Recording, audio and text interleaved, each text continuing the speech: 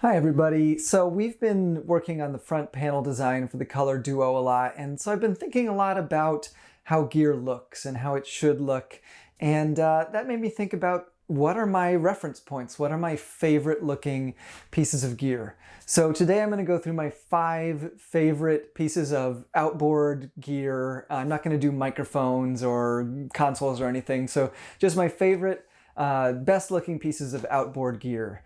These are just the kind of the top 5 that came off the top of my head. I didn't research this because I figured, you know, if they're really the ones that made an impression on me, I should be able to remember them kind of immediately. So here we go. Top 5 best looking pieces of gear. Okay, number 5, the Spectrasonics V610. This is all the Spectrasonics stuff from the 60s just looks incredible to me. It's got this kind of a Jetsons, very like post-war industry look to it. And the V610, which is kind of the reissue of that late 60s compressor, I believe it was the 601, just takes that to another level for me. It's just this huge front panel, beautiful, you know, kind of transparent anodized silver, aluminum that is silver anodized. And just the dials, just take a look at it. It's like so over the top, so kind of, you know, a 60s idea of what futuristic was. You can practically see the, you know, the woman assembling this who knows how to, you know, point to point wire all the tubes and stuff with the huge beehive hair. I just love it. All right, number 4, this one probably not a surprise to anybody, the Yuri or Universal Audio 1176. Such a classic, I know, a bit of a cliche choice, but here's what I love about this. I think it's easy to take for granted because it's so well known and we've seen it done so many times, but it's such an interesting panel. You know, you have these 2 main knobs, 2 kind of auxiliary knobs, and then the really interesting part, the 4 switches, the 8 switches rather, on either side of the meter in those columns of 4. It's just such a, just breaks up the panel in a really interesting way. But more than that, it makes so much sense. You know, you putting the ratio, all the ratio switches in one column, and then the thing that kind of nobody anticipated, I'm assuming, when designing it, the all buttons in mode. It's just, that's become such a core part of what the 1176 is, and the panel just kind of like encourages you to do it. I don't know how long it was from when these were released to when someone first kind of mashed all 4 buttons, but it couldn't have been long because the design practically begs you to do that. So I just think definitely worthy of the pantheon right there. Just that kind of like usability and creative use that's suggested by the design is so inspiring to me.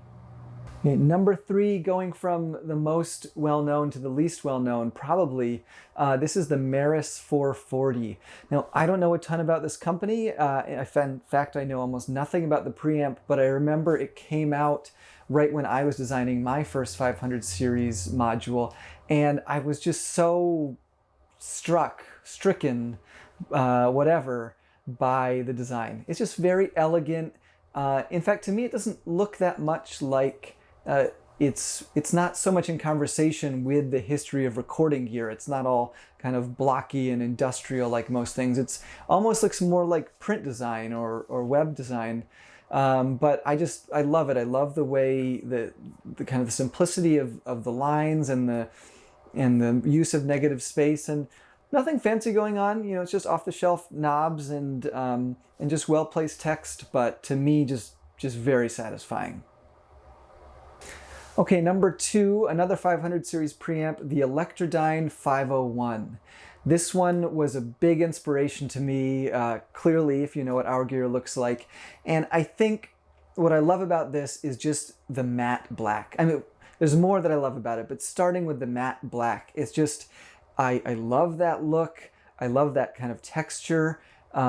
And what I like about that kind of commitment to a very austere aesthetic is that then the details really pop out. And the details that pop out for me here are the the brushing. So the aluminum before being anodized is brushed. It's a very common finish, but instead of brushing along the long axis as one usually does, they've brushed kind of horizontally along the shorter horizontal axis.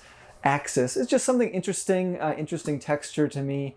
And also that they extended this commitment to the matte black through the faceplate. So somebody specified, you have to specify a matte anodizing finish. And then they also chose a matte black knob. And that's not the easiest thing in the world to do. Those knobs, I will recognize them anywhere. They're EHC knobs. That's a $5 knob, which might not sound like a lot of money, but most knobs you see on most equipment have cost the manufacturer somewhere between 10 cents and 50 cents. So to choose a $5 knob is a power move, and really, to me, indicates a commitment to the aesthetic of the thing. And then that red phantom LED that just pops such a nice kind of burst of color. I do have to say, I don't love that number that's kind of about to fall off the edge over here. That bothers me a little bit, but other than that, just beautifully simple, beautifully executed design. Okay, number one, the Attack ACA. That's the Awesome Transistor Amplifier Company, Awesome Channel Amplifier. The rest weren't really in order, but this one is absolutely my number one. It's just such a gorgeously thought out and executed piece of gear, and so utterly unique. And you might look at it and think, oh, that looks good. But man, if you've tried to manufacture a front panel or knobs or anything like that before, you look at this and you go, oh my God, somebody had a real commitment and put in a lot of time and a lot of money into getting this thing to look this way. So starting with the knobs, nobody makes knobs like that. Those are not off-the-shelf knobs. I mean, there's like this matte finish. They're very kind of eccentric shapes, and there's more than one shape. So getting custom knobs done is quite a feat for a small audio company. In a different kind of electronics market, like cameras or consumer electronics, like phones or something, custom knobs, it's like no big deal. If you're making 100,000 to 1 million of something, you just have your design department draw up whatever they want, and then people will bid for the privilege to build 100,000 of them for you.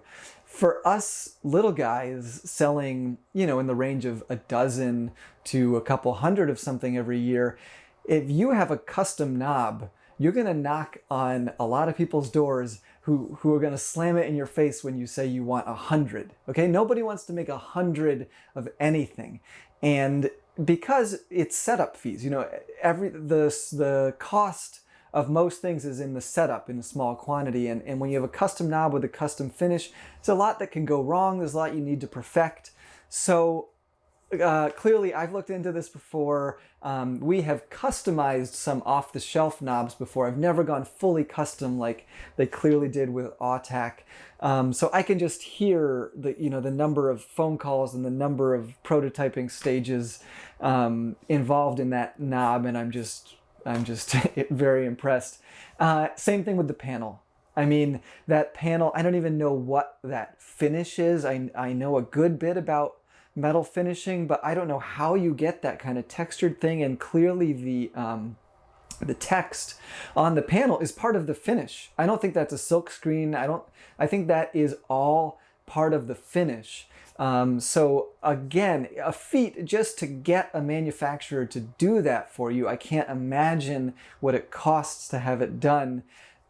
So that and the result is, be one thing if they'd gone through all this effort and it were tacky, but to me it's not. It's gorgeous. It's the weighting of the text and the negative space and the knobs is just beautiful. It's clearly, playing off of this kind of classic European kind of industrial design look, but it's also totally its own thing.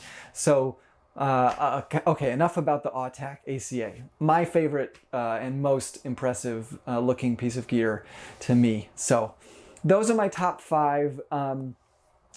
After having rambled a bit about them, it's interesting I can kind of see that I clearly have a bit of a preference for kind of stripped down, simple things. I like the gear that is humble in a way, and even the Attack, which is impressive looking, they have this humility about them where they kind of seem to say, you know, I'll just be here making the mic louder. You go be creative. You know, you focus on making friends. They're not trying to grab your attention in the studio and say, hey, look at me.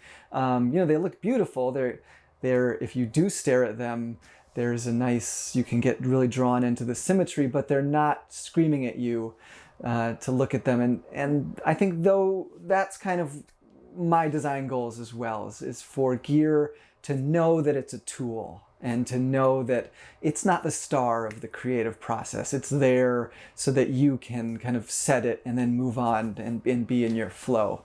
So I would love to know what you all think. What have I overlooked? What are your favorite pieces of gear? And somebody come at me. Somebody make the case for really flashy, over-the-top audio equipment. I would love to hear that. So, all right, thanks for tuning in. Talk to you soon.